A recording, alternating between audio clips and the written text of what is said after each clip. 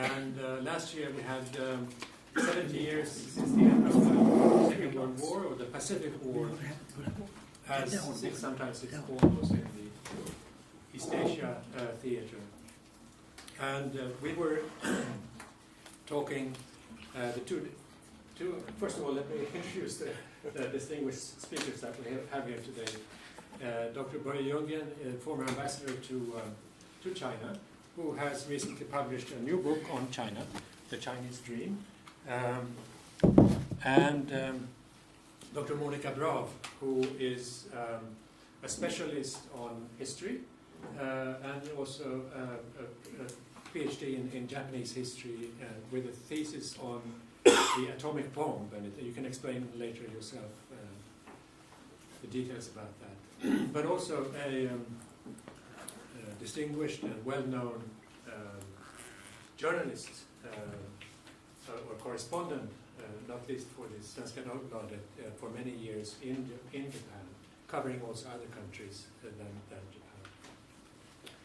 We would like to talk about the present situation reflected through the history and what has happened, and where Japan and China and also South Korea and North Korea, to a certain extent, where these countries are standing today, and how history still plays a role in forming the security structures that are not there, but everybody supposedly wish to have, and other issues that are based on history, interpretation of history, misunderstanding of history, and what have you.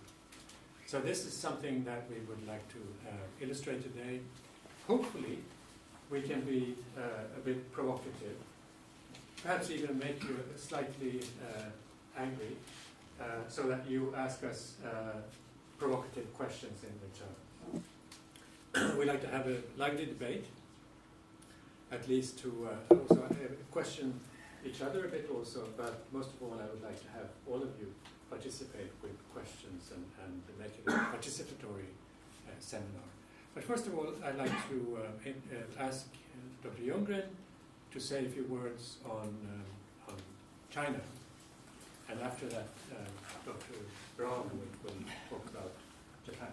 And then I will say a few words, and then we start. So please. Dr. Vargö.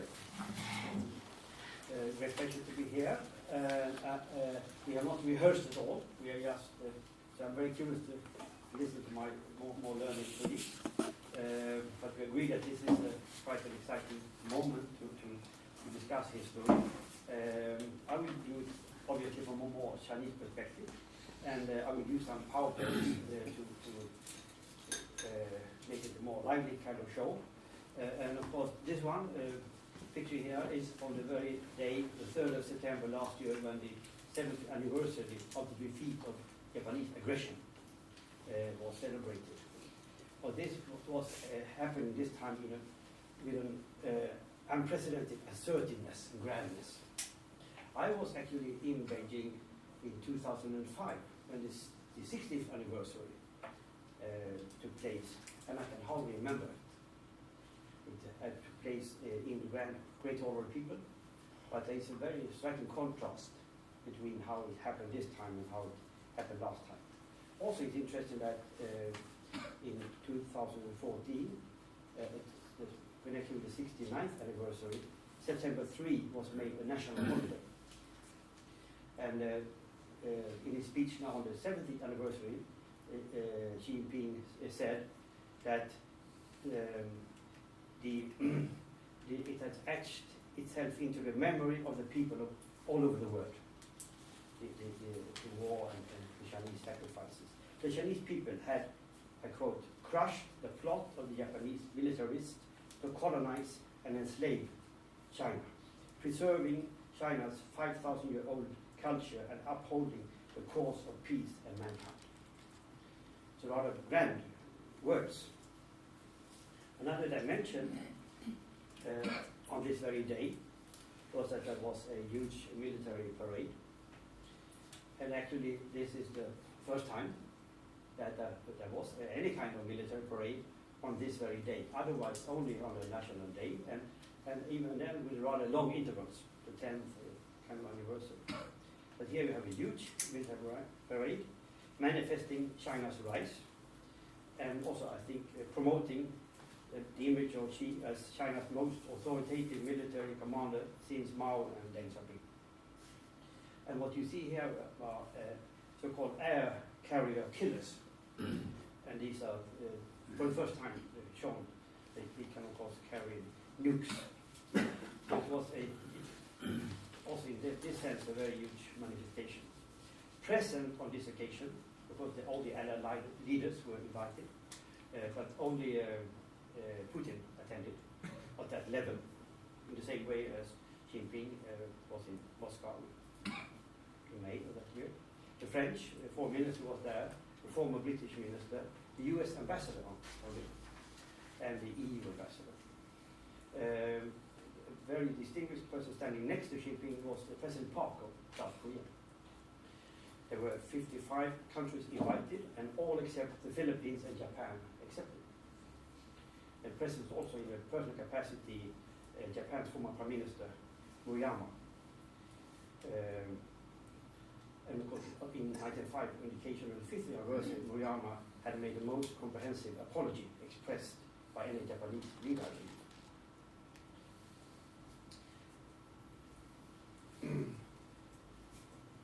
The war ended. We often think that the World War II ended in May, but in 1945, but of course in Asia on the 15th of August, in the Japanese calculation. Formally on the 2nd of September on board the MS Missouri, with the ceremony with the Japanese surrendering and the Americans. But this event that you see here on this picture is actually from the 9th of September. That was inclusion of 8-year second Sino-Japanese war took place.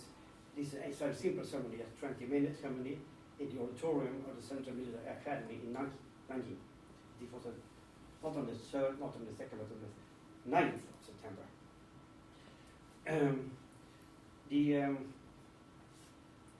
One also talks about China and the Second World War as the forgotten ally. Many people in Sweden, if you ask them about who were the allies, major allies, they will not include China.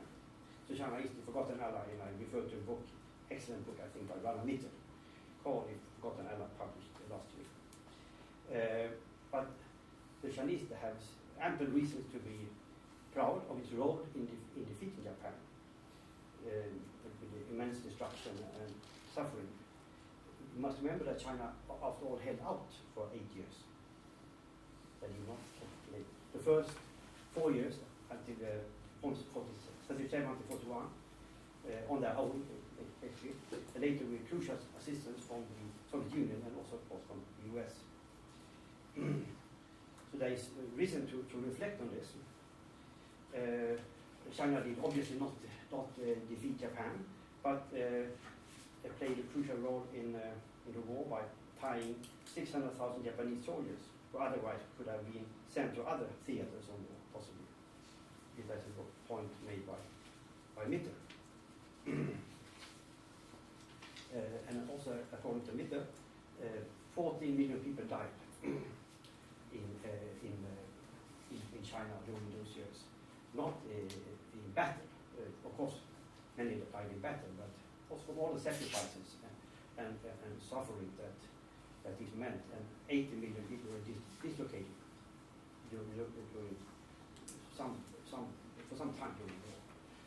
Of course, that when I saw that figure some years ago, I was quite puzzled. Is it now? Do they believe that it's true?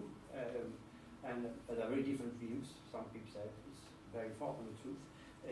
John Dower, who is a very outstanding historian on Japan, very well known to my friends here, he had the same conclusion in his book Embracing Defeat, Japan and the Second World War. He also, roughly 40 million people, he says. And of course, in his speech on the 70th anniversary, Xi Jinping stated that, I quote, China suffered over 35 million casualties, dead and wounded, while the Soviet Union lost more than 27 million lives. So he's picking here figures which are comparable. In one case, in case of for the Soviet Union, those who died, in the other case, dead and wounded, obviously wanting to emphasize further the magnitude. I'm not done any research on these further on these figures. I'm just quoting to very distinguished recent authority, Mitteris, Professor of History at Oxford, and of course John Dower at MIT. Anyhow, you may say that the war gave birth to Mao's China.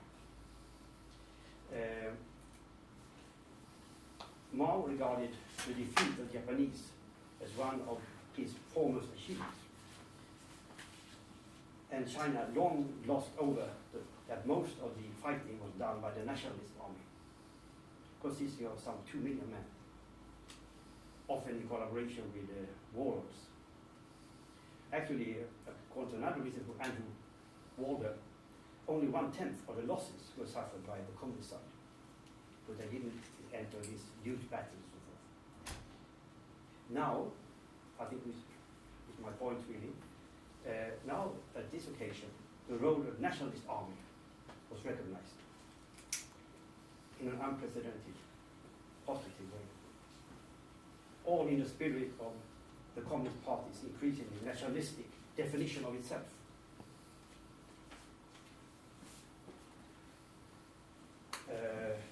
Now we can say that focus is almost entirely on Japan and Japan's denial of history. These have not always been the cases, as you understand. But this is, I think, a very telling picture. This is the first phase of normalization picture from Tanaka's visit to Beijing in 1972 after Nixon's opening up, Nixon's visit. Earlier same year. And you see Tanaka meets both Mao and Zhou Enlai. And he expresses Japan's deepest regrets. And what followed, this is I don't have a picture, but in 78, of course, end of 78, Deng Xiaoping went to Tokyo. And that was another step in the normalization. That was definitely a step in normalization. And one thing that I want to emphasize there is that Deng Xiaoping said, you have learned a lot from us, you Japanese. Now we're going to learn from you. So I cannot help reflect on the kind of possibilities that may have existed. But of course, the window became much more narrow soon. And of course, the Yasukuni shrine is one sort of symbol of all this, a major factor in the development since then. And I believe it was 1978 that Class A criminals were enshrined there. And that, of course, that it became, or was made into whatever issues, into a very major factor in Sino-Japanese relations. And instead now we often see this kind of images, and with reference to the Senkaku Daiju, which has become a kind of epicenter. I think one critical year was 2012, when this Chinese fishing boat, the captain that was detained, and that was by the Japanese Coast Guard, and that whole confrontation, and later on also that the government of Japan purchased the island, which I think they did without considering it a confrontational step in itself, but you saw escalation happening. I'll come back to that, but I also like to say that you cannot say that there have been further escalations since then, steadily, but since in the last year it's been rather interesting. High-level meetings and so forth. But certainly this is symbolizing a very major confrontation between these two major countries in the region. Of course, the major factor behind all this is Xi Jinping and his Chinese dream, his China dream. As you remember, when Deng Xiaoping came to power, he had expressed well, after some time actually, in what is known as 24 characters statement, that now China should make no noise, like just develop friendship all around, catching up. They were so far behind. Yes, they have been to, not in Japan, but other countries in the region. He knew that you had to open up. Of course, now it's a different China, the second largest economy in the world, and the largest economy by which you mentioned in terms of PPP, purchasing power parity. And Xi Jinping has clearly gone beyond that idea of, and defined a new role for in a number of speeches for China. Grand schemes, you may say. One symbol, of course, the Asian Infrastructure Investment Bank that was launched. I was at the meeting yesterday where the Swedish minister had attended in the Beijing first board meeting of the new bank, AIB, in Beijing. And of course you had the new Silk Roads, what's it called, Arbor. One belt, one road is supposed to involve 60 countries. And you have the major modernization going on of the People's Liberation Army. And Xi Jinping talks, particularly one speech I'm referring to Asia for Asians, obviously with China in a major role. So you may say that Xi Jinping has elevated nationalism to the core, as a core party ideology. When it comes to China-Japanese relations, they are comprehensive, very comprehensive, but also distrustful. With this territorial conflict, as intractable. I cannot imagine, again, a rhetorical question to my more learned colleagues, I cannot imagine Japan giving up its control. I cannot imagine China giving up its claim. So the best you can hope for is some kind of encapsulation in the larger interest. Hopefully. Because there is so much to gain from not allowing this conflict to grow further.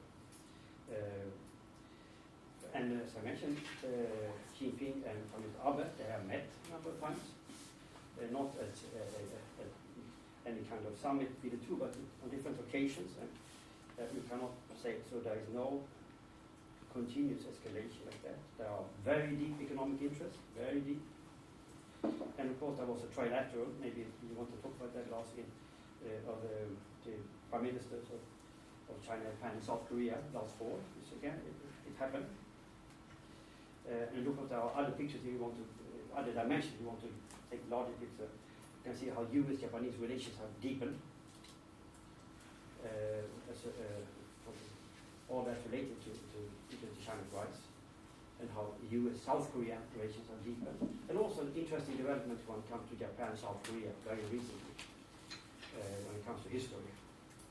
And even add the Taiwanese election, which I think was a major setback for Beijing, because the new leadership want to diversify relations, including Japan, not least. I also want to, I maybe take a rather different approach than you would do, the two of you, but I also like to say that the major factor in all this is economic realities.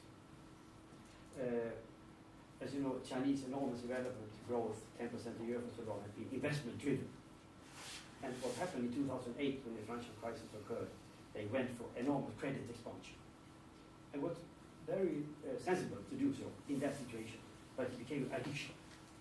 So China has continued ever since to use credit expansion as a means, and investing almost half of GDP, imagine, half of GDP, year after year after year, creating enormous total capacity, steel, cement, and so many other sectors.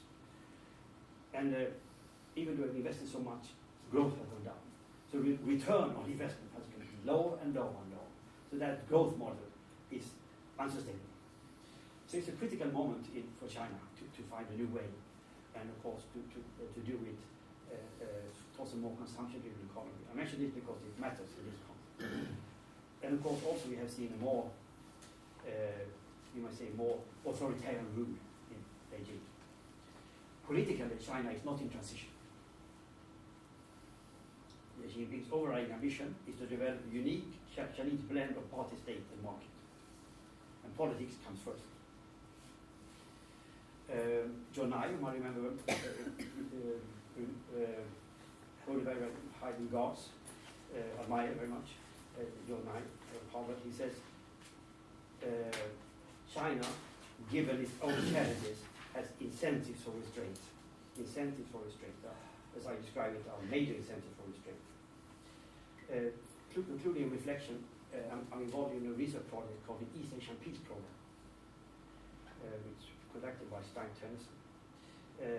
And the point of departure is that China has not been into any war since punishing Vietnam in February of '79, except for border incidents, some major ones, and the last one in '88 between the two countries.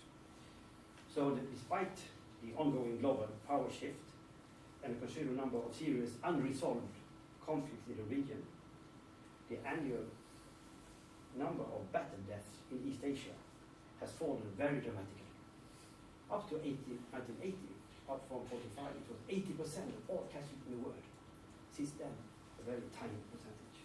In spite of all the unresolved dilemmas, and much more now territorial kind of emphasis, and in spite of China's rise. So, as one scholar is saying, East Asia has basically been enjoying a long peace. A long peace. And of course the question, can this peace continue? East Asia remains peaceful, but there was a long period which I like to talk about as economic Asia. A very strong emphasis on economic development, serving all the countries very well, both Japan and China. But now recently, more of a drift towards a security Asia. More traditional emphasis on sovereignty, territory, and of course history is there all the time.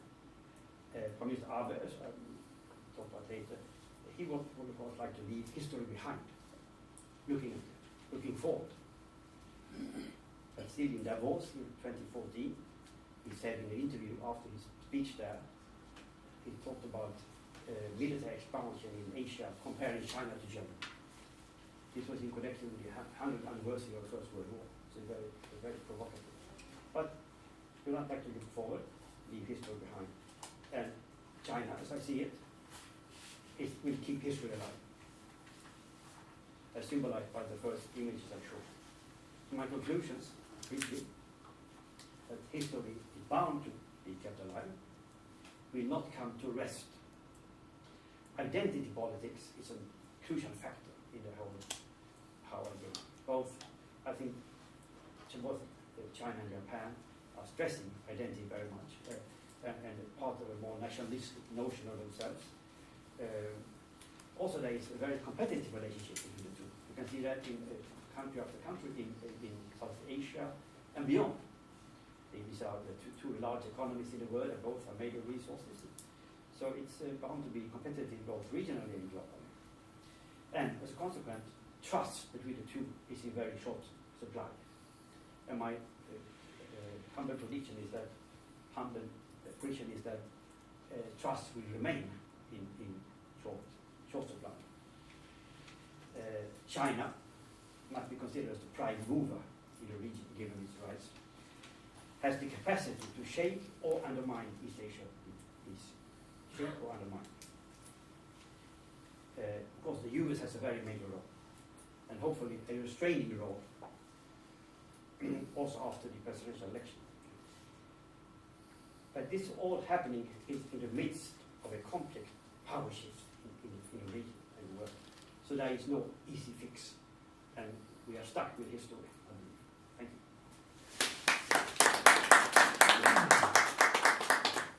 you. Thank you. And now, Dr. Braw, if you would like to take the floor. We'll leave ample room for questions and comments afterwards. Please bear with us.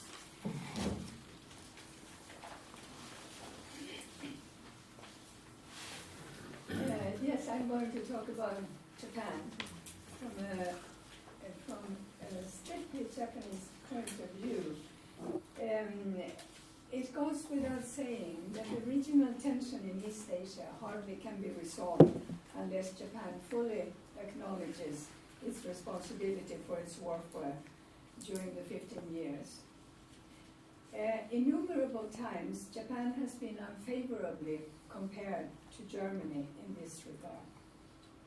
The policies of the present Prime Minister, Mr. Abe, with the goal of making Japan what he calls a normal country, which Dr. Vargö will talk more about, has strengthened this view that Japan doesn't apologize for its war, not the least in China, as we heard. A widespread picture of Japan is that the legacy of the war is not widely discussed in Japan. And if it is, then Japanese in general don't feel guilty. On the contrary, they regard themselves as victims, betrayed by their political and military leaders, and thus not responsible. In addition, as a country, the atomic bombings of Hiroshima and Nagasaki made Japan as a nation a victim. This preponderant view of Japanese relations to history of the war is uninformed. The debate in Japan is lively, and the views are very varied.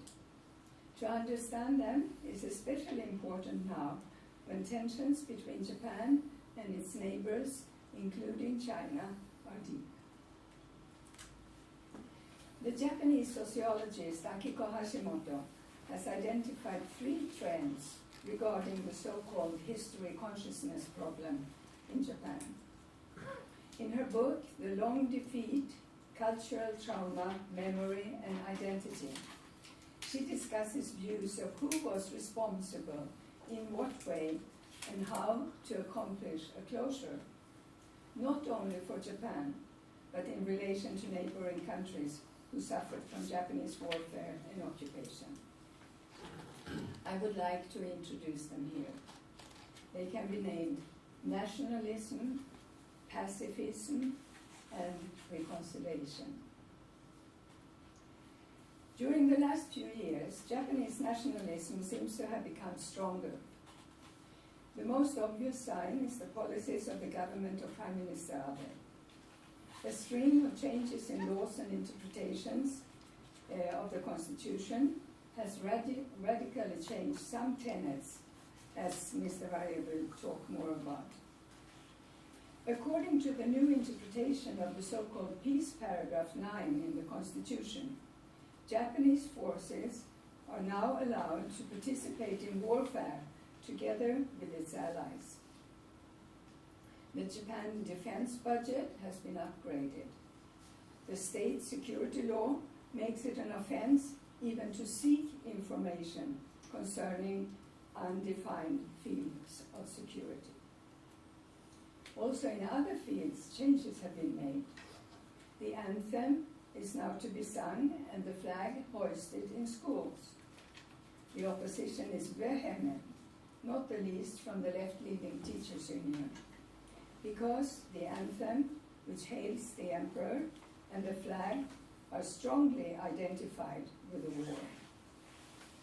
The question regarding the school textbooks and their presentation of the war has been a contentious issue for over 50 years. A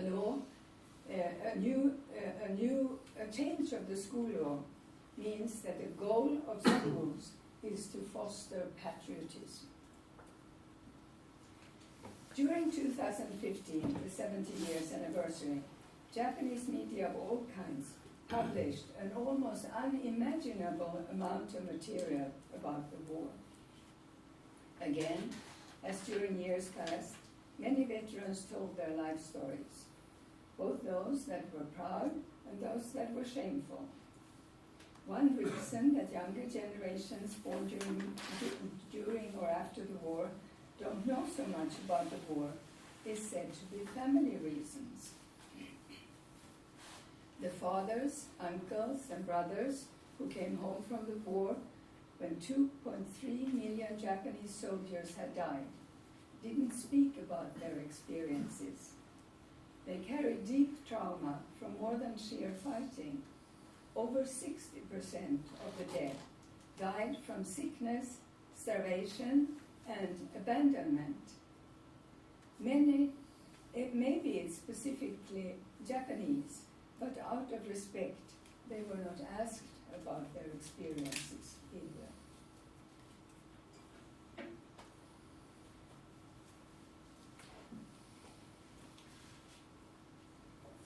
Another example of family influence may be the case of the Prime Minister himself. This was the subject of many articles last summer when I was in Japan. By making Japan a so-called normal country, Abe is in fact said to fulfill the goals of his grandfather, Nobusuke Kishi.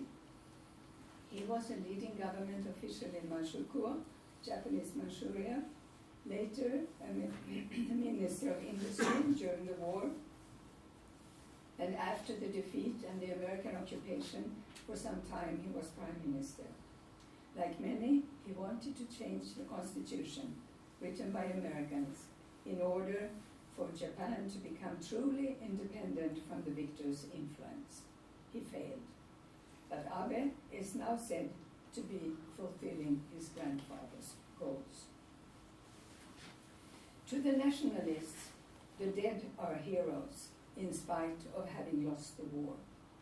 Many heroic stories circulate and some are made into films.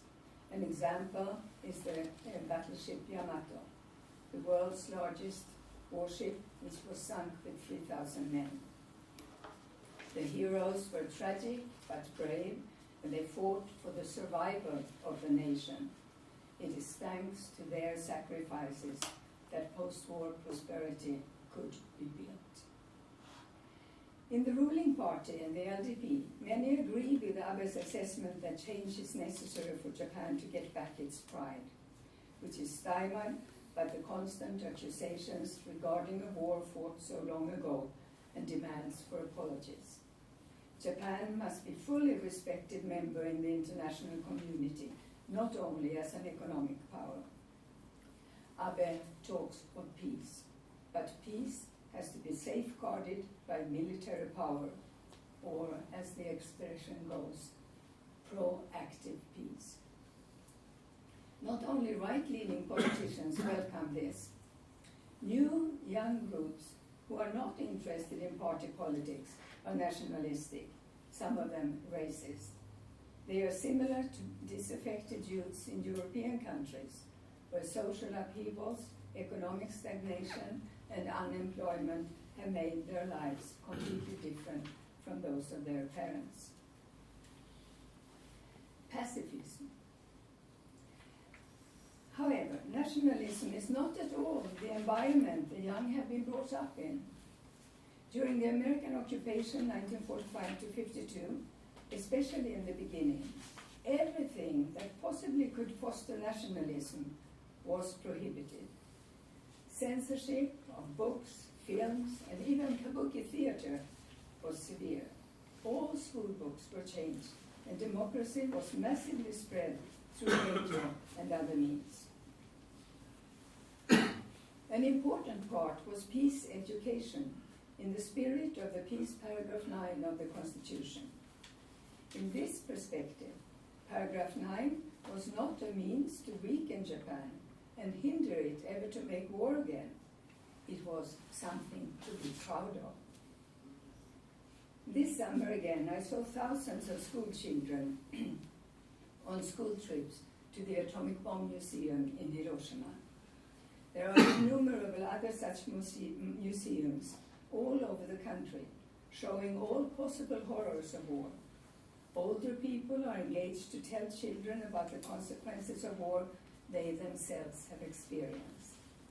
The children are taught that militarists and politicians who failed and betrayed the people brought on the war.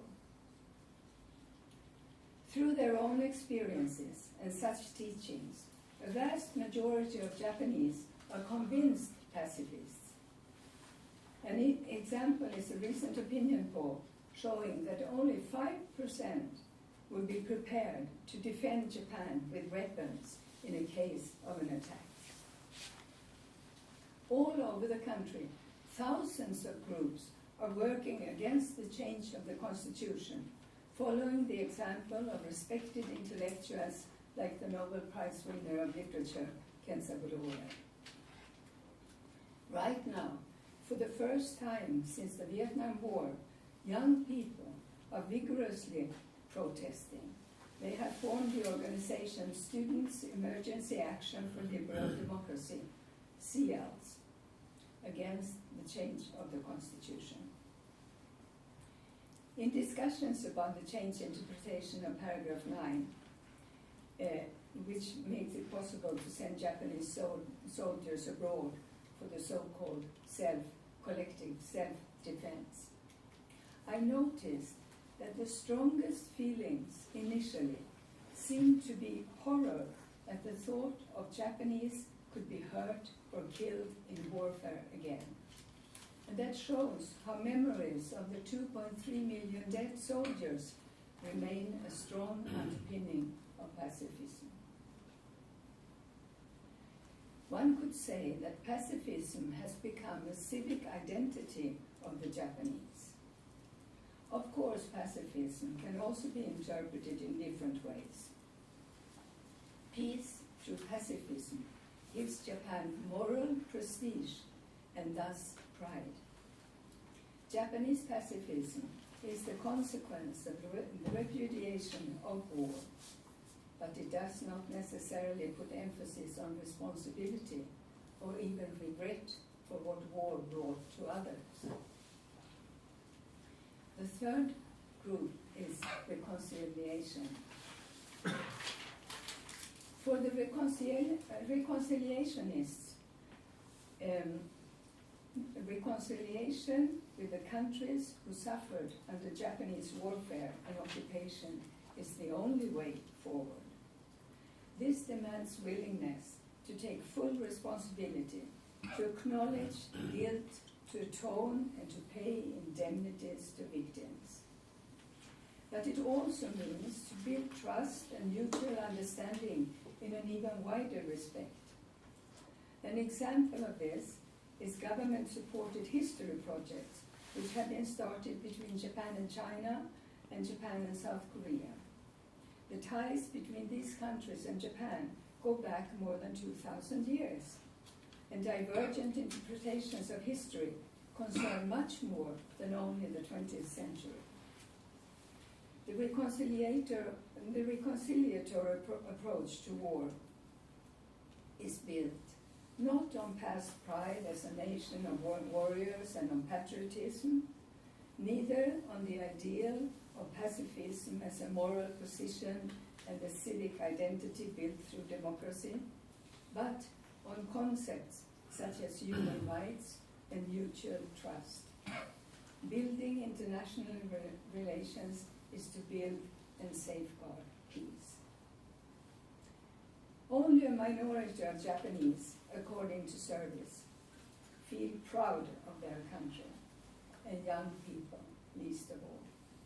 The question of which group, nationalists, pacifists, or reconciliationists, will be dominant in the years to come will be important for international relations in East Asia. Thank you.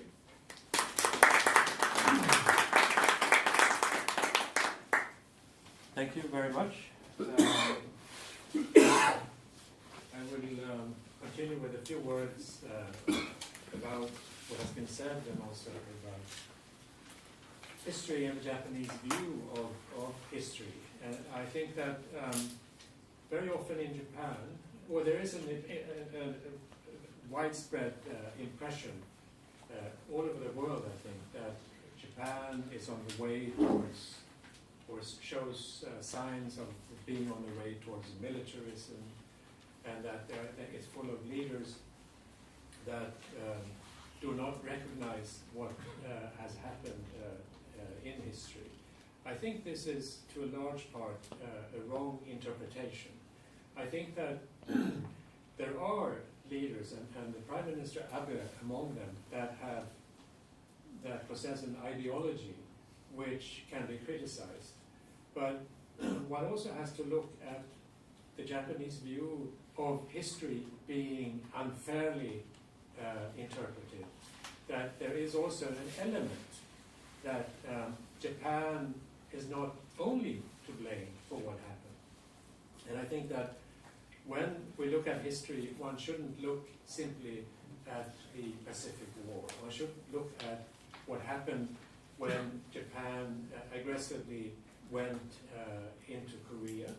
But one should also look at what happened before that. One should look at what the British did to China, starting to, or being responsible together with the French for 2 opium wars, 1839 to 1842, 1856 to 1860.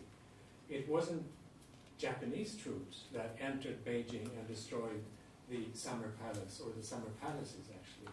It was French and British troops. And it was also, I'm not apologizing for what Japan did, I'll come back to that. But in the Japanese view, in my interpretation, one has to look at history not only starting in 1900 or 1905, one has to go back at least to the beginning of the 19th century and see what caused what to happen.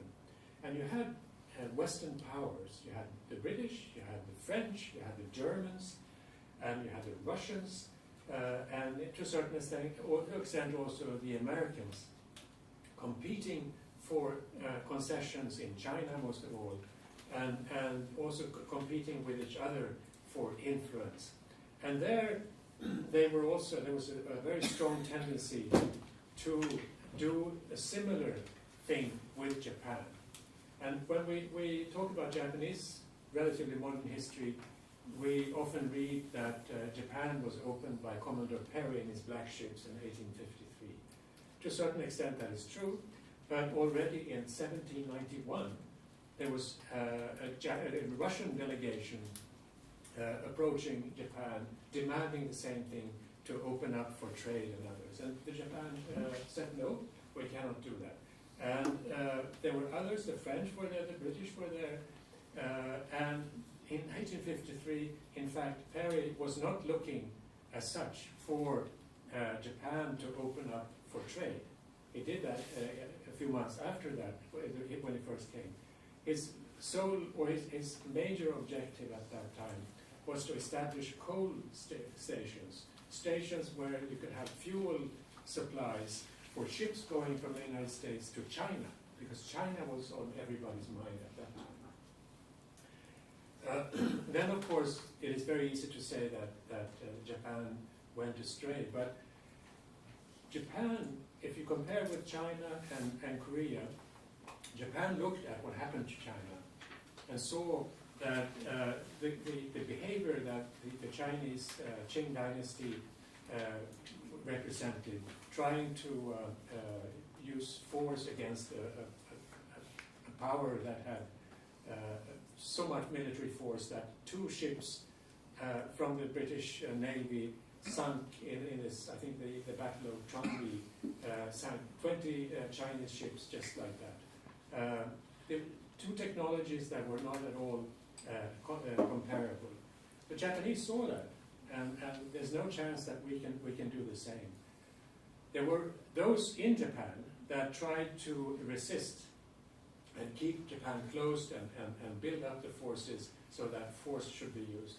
But Japan used another path, and that was to learn from the West and establish, in the end, a kind of democracy with the new parliament in 1891, or the constitution in 1889, and then 90. I think the first parliament in session was in 1990. Japan became a kind of model for the reformists, like Sun Yat-sen and others in China, but also for reformists in Korea. However, Japan also in 1895 went in and after having, in connection with the first Sino-Japanese war, went in to try to influence the Korean government to become more proactive, pro-reform in a way. But the Japanese agents also murdered the Korean queen, and later on, of course, annexed Korea and did many things that Japan should apologize for, of course. And just to give one example, when I was ambassador to Seoul, I, together with the Danish ambassador, went and talked to the former speaker of the Korean parliament, and we came to talk about the Japanese colonial period. And being unpolite Scandinavians, we said, come on, it couldn't have been that terrible. I mean, the Japan built up this infrastructure and did many good things, didn't it?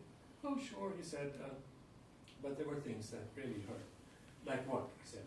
Well, for instance, my elder brother, when he went to school, was in school, he spoke Korean with his classmate. So the teacher took him, took a grip over his neck and actually suffocated him to death in front of everybody else.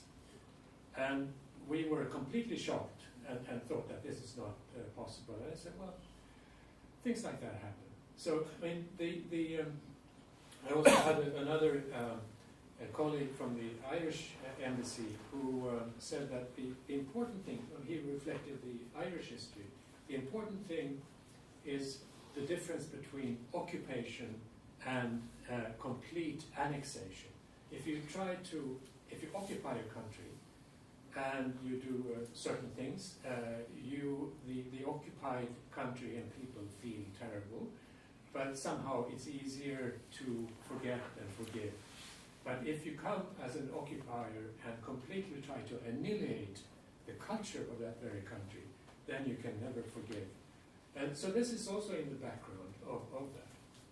But from the Japanese point of view, one should not only look at what the Japanese did, one should also look at, as I said, what the others did. And what did the others do? Well, first of all, the British had an alliance established in 1902 with Japan. The Americans were supportive of the Japanese annexation of Korea. The American press and the French press said that the survival of the fittest also is not only for plants and animals, it's also for nations, and Korea is not fit to exist as a nation. This was the mood in many of the Western newspapers. And this, of course, inflamed nationalistic and imperialistic thinking in Japan. So when there is a description of Japan being the sole villain in East Asia, the Japanese react with the reaction that, well, come on, let's talk about what caused what. So this was mentioned, the Japan being a normal country was mentioned. And I think that after the Second World War, there was no question that the Japanese blamed themselves for what was done during the 20s and 30s and so forth. But it was also a case that you had a constitution established that went into force in 1947. That was written by a foreign power that forbade you to have any kind of military troops. This was in a similar way the case with Germany and Italy, but it was much, much stronger when it came to Japan, when it came to forbidding military power. So I think there was, in the Japanese eyes, already there a small racist element that they had to accept. But they accepted that. After the war, for 70 years, they have been living in peace. It has been maybe one of the few peaceful countries in the world, specifically in East Asia. You mentioned, Jürgen mentioned the war between between Vietnam and China, but Japan has had nothing of that sort. So they also ask themselves, in spite of all the tendencies among certain politicians that are nationalistic and dark or black or whatever, we have had no wars. We have had many good things, where democracy and so forth. Why are we being accused of being militaristic and so forth, looking at what some of the other countries in the region are doing? So I think, again, without there are many details that we can talk about, but I think when it comes to rewriting history, it is not only trying to whitewash history. There are those who would like to whitewash history and not recognize what happened. But there's also this element that let's look at the history fairly and make a fair assessment of what really happened. We recognize the atrocities, but we shouldn't recognize what has been exaggerated as not happening, and we should not, or has happening, and we should not forget to blame others as well. This is a very simple way of putting it, and I hope I did it as provocative as I could in order to make you comment upon that and ask questions. I'm very critical of any tendency towards nationalistic rewriting of whatever history in Japan, but one also has to have been altogether over 20 years in Japan, and I just don't see militarism there. There are always those. There's a very strong pacifistic trait in all the Japanese people, and one can ask oneself, why do you ever, or very few cases, see Japanese military personnel in uniform in Japanese streets? Maybe it's because people are very suspicious of what the military is doing, and the military feels that it's better to take off their uniforms when they travel around in the. There's still so many aspects that one has to look at in order to make a fair picture. And of course, a fair picture of what is happening